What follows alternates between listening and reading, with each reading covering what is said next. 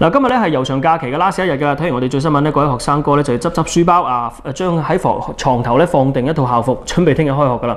講起校服，嗱我哋讀書嗰陣咧來來去去幾套嘅啫，不過人哋荔灣區西村幼兒園啊犀利咯，一共有28件校服，返學好似做時裝 show 咁。喺廣州媽媽網上面，有位網友貼出咗荔灣區西村幼兒園發俾家長嘅一份通知，通知就寫明啦，小朋友入園之前要一次性購買28件校服，其中包括春夏秋冬總共12套校服，咁仲有風衣啊同埋書包等等。小班嘅同學仔要交1065蚊，小中大班呢就要交1005蚊。網友睇完呢份通知真係眼都大埋，相當之不解嘅。唔係啩？28件靠校服賺錢咩？太過分啦！以為家長啲錢執翻嚟嘅咩？帶住 N 個問號，老友記就嚟到咗西村幼兒園。有家長呢啱啱好入去交完錢，雖然就已經係大出血，但係可能諗到自己嘅金菠蘿仲要喺度返學，唯有揞住個傷口，硬住頭皮話唔係好傷啫。這個我覺得也沒什麼吧，是吧？都差唔多啦，因為細路仔都幾多換噶嘛。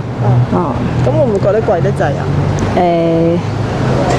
基本上間都差唔多噶啦。咁西村幼兒園嘅校服除咗多之外咧，園方仲話佢係根據4季經絡保養嘅角度出發，同埋根據小朋友年齡階段嘅特點嚟進行設計㗎。咁生產商咧仲經過嚴格嘅挑選，所以質量就一定係冇問題咁話。就春天就要養乾，夏天就要養心。咁通常養乾咧就係綠色嘅色調啊，或者食物啊比較多，就可以對個肝臟咧係有所幫助。夏天咧就係要養心，咁啊紅色，即係呢個就係涉及到中醫理論嘅嗰個原理咯。喺校服院服裏邊咧，我哋亦滲透咗呢一種理念。阿周院長同老友記強調，幼兒園絕對冇從中獲利，而且唔係強制購買嘅。我哋嘅呢個校服購買係招投標嘅校服公司，然後呢係由佢哋公司嚟，即係家長係向佢哋登記同埋購買。其實係有一個中學嘅家長佢提出唔買咁多，我哋同意啊。有網友就話啦。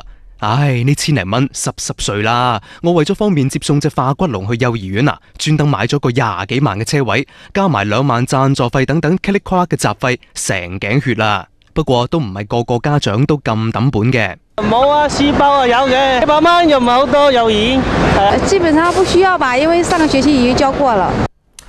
話周院長把聲相當有磁性啊，咁似啲咁嘅收音機深夜節目傳出去啲聲咁樣。阿棟小學、初中、高中、大學加埋都未有28件校服，我好唔明啦，28件使唔使咁多啊？更何況幼兒園班細路哥生得咁快，每個月啲身高體重都唔同嘅，28套衫你話買咁多有咩用呢？雖然你話冇牟利啊，不過28套呢個天文數字真係好難打消班家長嘅懷疑嘅，真係點信你呢？你啲咩服裝依據經絡設計，阿棟不才啊，真係未聽過。不過如果我係家長，你餐中午飯健健康康，環境乾乾淨淨，夠㗎啦。新個人所得稅法聽日正式施行，講起細則咧就一匹布咁長嘅。咁最緊要嘅就係一條，8月份嘅人工最好就9月份先發，比少好多㗎。以5000蚊應稅收入計翻，8月份咧要交稅係450蚊，而9月份淨係要交45蚊啫。今日最牙煙。近日杭州錢塘江大潮，央視記者喺現場出鏡報導，呢位靚女記者胸口寫住個勇字啊，個場面實在太得人驚。記者解釋就話啦，為咗出鏡效果，冇留意到後邊嘅大浪。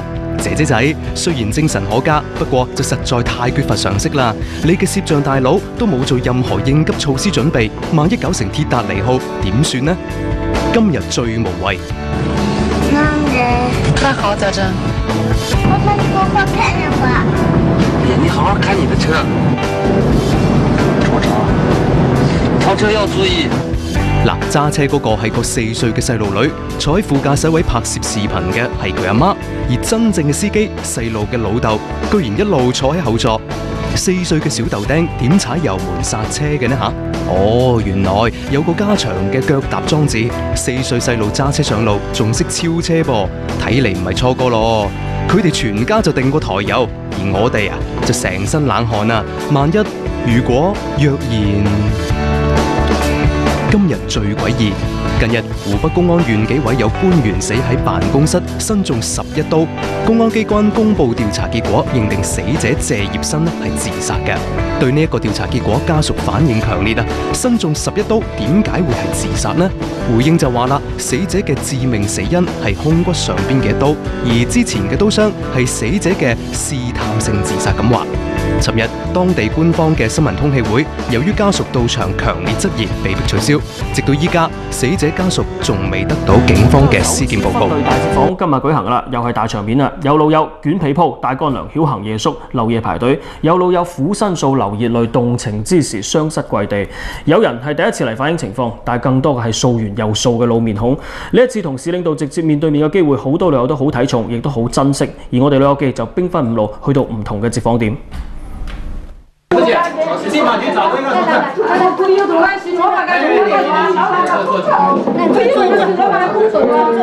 都想跪你们了，我哪里都跪你们了，我要你们回来给我，老爸我都去跪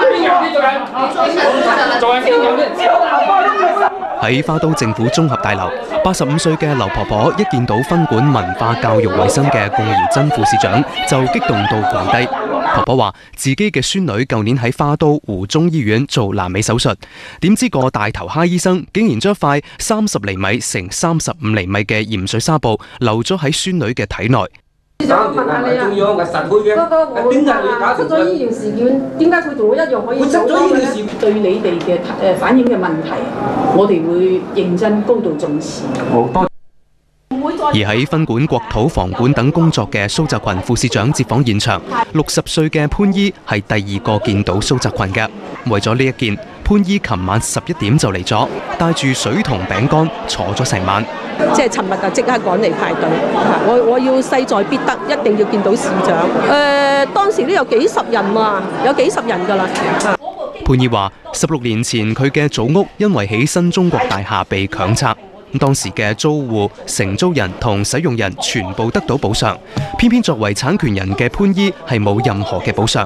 蘇澤群喺了解清楚後，當即書面批示，要廣州市國土局一定要解決問題。但係潘姨仲係唔放心，要求蘇副市長喺自己嘅上訪材料上簽名留電話，以作保留。你可唔可以攞你個電話啊？同我簽一個名啦，我咁辛苦嚟緊你，係啊，唔係我同你簽個名俾我啊。呢度係咩啊？蘇澤群3個字啊！呢個喂蘇市長，呢個係咪你手機啊？係1371。有人就為咗自己嘅家事，但係有老友呢一次嚟就係為咗大家謀利益嘅。廣進嘅的哥蘇生開咗的士10幾年，今日佢就帶住自己嘅自導妙招嚟到咗市交委。你一到路口你就要，因為你轉彎係支線。主線係直行，那麼你就要用大方向嘅，係嘛？你冇可能大方向讓你支線㗎嘛？因為我方案係研究咗出嚟係冇燈位嘅，人車分流嘅，車與車分流嘅。蘇生話：目前廣州唔少塞車都係因為主線車流同支線車流交匯引起㗎。佢主張主線車流直行，支線車流應該要繞道行駛，咁樣既能夠減少燈位，仲能夠實現循環。而今日佢仲帶咗自己對盤福立交等路段嘅行駛設計圖。但你得唔得？我唔好停，可以把車位、建位揾幾個人同你一起嚟，可以同埋交3個部門。一系統你哋去現場或者揾佢哋去專門研究。好多謝。嗱，我唔知呢啲官員見到我哋老百姓下跪係咩心情？阿棟嘅解讀係下跪係一種無奈，係感激，係對過去冤屈嘅一種釋放。當然，亦都係對基層官員不作為嘅一種無聲抗議，同埋係刮喺申訴制度上面重重嘅一巴。我哋一直強調法制社會係咩呢？係有法可依，依法行政，有暢通嘅申訴渠道，有完善嘅行政服務體系。但係而家我哋嘅老百姓已經唔再信任我哋呢個引以為豪嘅嚴謹體系，佢哋寧願去信官階，邊個官大佢哋信邊個。因為喺佢哋眼中，我哋唔係法治社會，係人治社會。各位攞公帑坐公車嘅官員，當你哋見到你哋嘅民眾冤屈流淚跪地不起嘅時候，你哋嘅良心有冇少少不安呢？你哋塊面度有冇少少俾人刮過嘅灼熱感呢？嗱，繼續關注翻呢一次嘅上訪。嗱，今次喺上訪嘅旅遊當中咧，我哋都見到咗一張非常之熟悉嘅老面孔，就係哀嘆公車私用何時了嘅歐伯。呢一次佢又有咩訴求呢？小心背後，小心背後嘅電視機。蘇書記好，你好你，歐伯啊，我入全身大汗啦。蘇書記好，你好你好你好，多謝蘇書記今日接訪我歐伯，好激動。冇，錯，多謝，好，祝下蘇書記身體健康，大家一齊身體健康，啊，大家都身體健康。時間翻到今日凌晨4點，喺海珠區人民群眾接待處已經有唔少老友喺度排隊，當中老友記就見到歐伯熟悉嘅身影。歐伯話：琴晚自己身體唔舒服，半夜跑到醫院打咗吊針，出咗醫院屋企都冇返，直接打的過嚟排隊啦。那你幾點鐘過來的？我3點多。3點多。為什麼這麼早呢？提早來預一個號吧，如果遲了就怕自己的問題得不到市領導的那個借鑑來解決啦。排咗4個幾鐘，天光啦。經過一番波折，媒體記者最後都係得以同歐伯一齊入到接訪現場。見歐伯嘅係蘇志佳副書記，歐伯講嘅仲係公車私用。蘇志佳話：呢樣嘢我哋已經喺度穩步推進，而家正喺度對公務用車加裝衛星定位系統。不過歐伯就提出質疑，政府自己監督自己力度夠唔夠啊？你公務員點解會今日要使用呢部車呢？佢就會馬上會俾電話呢個。咁如果呢個啟動呢部車嘅係個處長咧，非常之大咧。一樣啊！我個處長、局長都要啊。局長啊，廳長啊，都要。廳長唔係我管啊。即係咁講，即係話再高一級咁計。我哋管講到廣州市管嘅幹部。歐伯呢邊仲算幾圓滿，但係乙肝維權第一人嘅雷廠就冇咁順利啦。佢話黃埔間醫院雖然就唔再做乙肝檢查，但係就一直都冇處罰結果。佢希望黃埔分局兌現承諾，對醫院進行處罰，而佢又將個鴨梨送咗俾黃埔分局嘅接訪領導。我今天想就送你一個壓力，這麼潮的方式，對，然後能夠幫我們分擔這個壓力吧，然後也算是這個對我們這個工作的一個支持吧。對，好，那行啊，好吧，好，謝謝啊，要好好讀書啊。領導嘅讚揚一個肯定係要嘅，不過我哋最需要嘅仲係一件實事，一個好嘅社會氛圍同法治環境。